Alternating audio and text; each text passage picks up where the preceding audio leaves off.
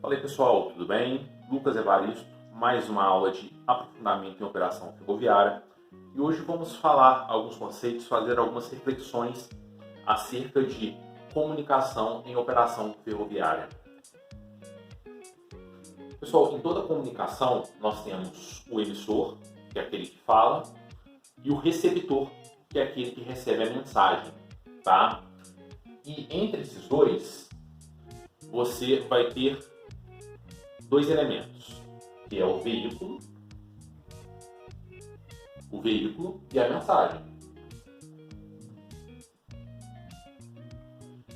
O veículo é a forma que a mensagem vai sair do emissor e chegar ao receptor, tá? Quais são as formas que são utilizadas de veículo para que a mensagem saia do emissor e chegue no receptor?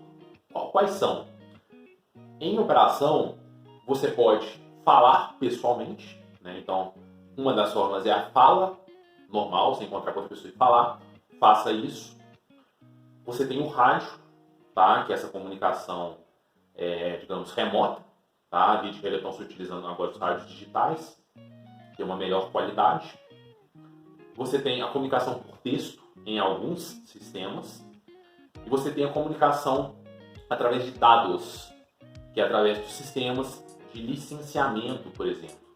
Você também tem uma outra forma de comunicação que a maioria do pessoal não leva como forma de comunicação, como veículo de comunicação, que é a sinalização de campo. A sinalização de campo também é a conversa de uma pessoa com outra, tá? É uma mensagem. Uma sinalização de campo vermelha é o campo, dizendo, se for um circuito de via, o campo como emissor e o maquinista como receptor. Ou, se for gerado através do sistema, aquela restrição, aquela interdição do bloco, é a comunicação do controlador de tráfego com o receptor. Então, os elementos de sinalização de via também são um veículo de uma mensagem, né? Ali uma mensagem, digamos, simbólica, visual, né?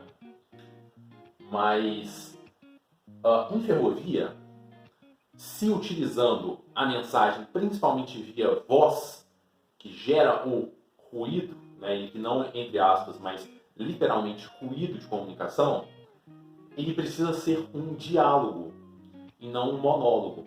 O que temos como monólogo é quando a mensagem sai de uma pessoa e vai de forma unilateral para outra pessoa, tá? Então, uma fala com uma. Isso é um monólogo, né? É um fluxo. Em operação ferroviária, é necessário diálogo, ou seja, o emissor fala com o receptor e o receptor fala com o emissor, alterando os lados, né? Então, o emissor se torna receptor, o receptor se torna emissor quando se faz essa troca. Então, toda comunicação em operação ferroviária precisa ser um diálogo. Por quê? Para se confirmar o perfeito entendimento daquela mensagem, né? O tripé da comunicação via rádio é clareza, brevidade e objetividade, tá? Mas a confirmação para se entender exatamente a mensagem daquela nossa comunicação é a repetição. Então, esse diálogo, ele muitas das vezes vai ser a repetição.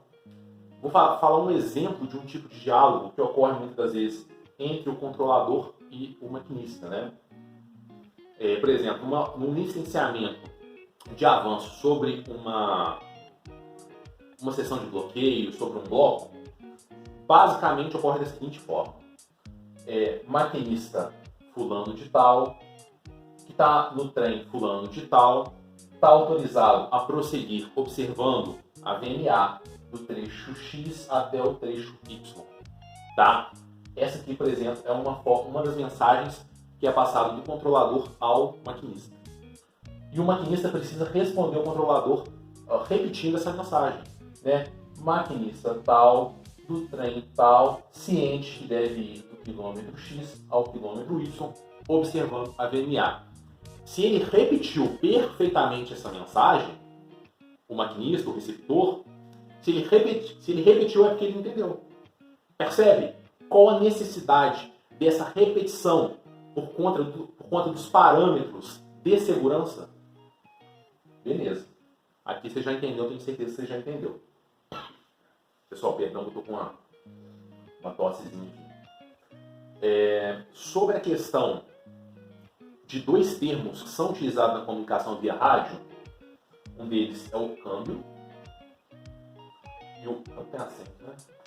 e câmbio final, tá? Vamos trazer a nossa mensagem base aqui de novo, que a gente está fazendo estudo. O controlador vai falar com o maquinista. Maquinista fulano, do trem tal, está autorizado a ir observando a RNA do quilômetro X ao quilômetro Y, câmbio. O que significa esse câmbio? Significa que toda a mensagem já foi repassada. Ou seja, não houve um corte por problema técnico do rádio, interrompendo alguma parte da mensagem. Tá? E vamos supor que a mensagem tenha sido o seguinte: maquinista fulano, do trem tal, está autorizado a ir do quilômetro tal até o quilômetro Y mais 200 metros, por exemplo. Se eu tive um corte do 200 metros, o maquinista entendeu que ele precisa ir somente até o quilômetro Y, e não no quilômetro Y mais 200. Tá? Então, esse câmbio ele significa isso. Toda essa mensagem já foi repassada. Quando que eu vou utilizar o câmbio final? O câmbio final é dito no final da conversa. Então, o câmbio no final da mensagem e o câmbio final no final da conversa. Ou seja, todas as informações já foram repassadas do emissor para o receptor, já foram confirmadas, repetidas, mostrando que no meio da mensagem não houve perda de informação, e ali é um ano. Câmbio final. Acabou a conversa. Não vou mais falar com você por enquanto. Entende? Então, o câmbio é o da mensagem imediata, câmbio final, a finalização de toda aquela nossa comunicação entre o emissor e o receptor. Tá? Pessoal, estou dando um exemplo de operação, né, que é a área que eu tenho maior embasamento para falar. Mas outras áreas, por exemplo, manutenção, também vão utilizar o rádio. Né? Enfim, todas as demais áreas que precisam de uma comunicação remota vão utilizar o rádio com base da sua comunicação, tá ok?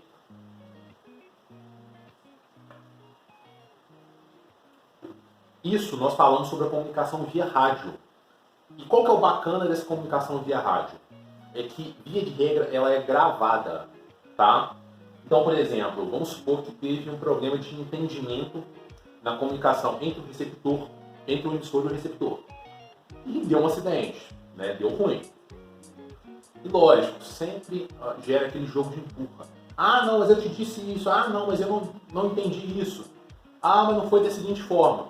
Então, pega-se a gravação daquela conversa, isso através dos meios que é possível gravar, para se fazer a investigação daquele acidente, ou daquele incidente, ou daquela, vamos dizer assim, infração do regulamento, tá? Para fazer o estudo.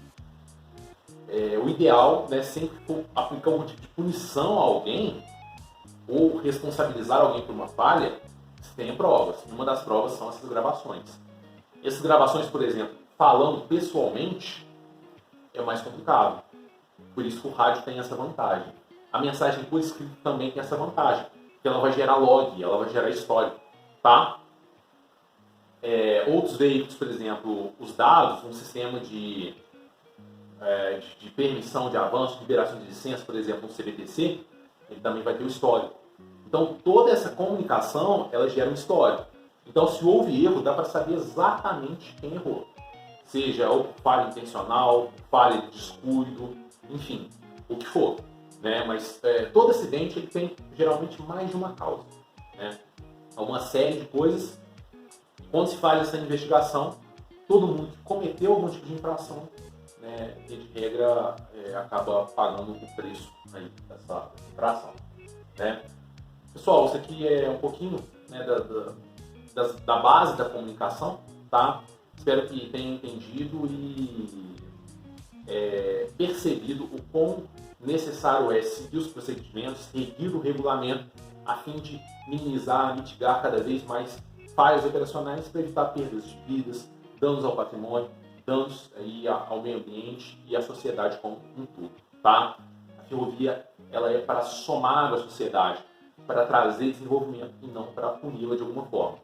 Seja através de um acidente que vai perder a vida de um trabalhador, aquele trabalhador, ele pertence a uma família, pertence a uma casa, que pertence a uma rua, que pertence a um bairro, que pertence a uma cidade, que pertence a uma região, a um estado, a um país e a humanidade como um todo. Por isso que a vida de cada profissional é altamente necessária para todos. Estamos num sistema onde o que você faz impacta diretamente o outro, impacta diretamente você mesmo.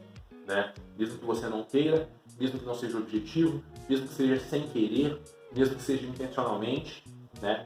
Algum impacto vai causar. E aí o que você tem que saber é, o seu impacto está sendo positivo ou negativo? Você está sendo uma pessoa que cria, que desenvolve, que faz um setor avançar, ou você está fazendo com que aquele setor recue? Né? Ou se você está insatisfeito com a área que você está, será que não está na área de você migrar? Porque muitas das vezes, quando você está insatisfeito com o seu trabalho, aí que o acidente ocorre, aí que o acidente vem. Então a gente tem que sempre repensar a nossa vida se o lugar que a gente está trazendo a real satisfação de estar ali contribuindo, de estar ali somando. Ou se você está sendo só mais um e penalizando a empresa, as pessoas e às vezes até a sua própria vida. Ok? Pessoal, muito obrigado e vamos até a próxima aula. Tchau!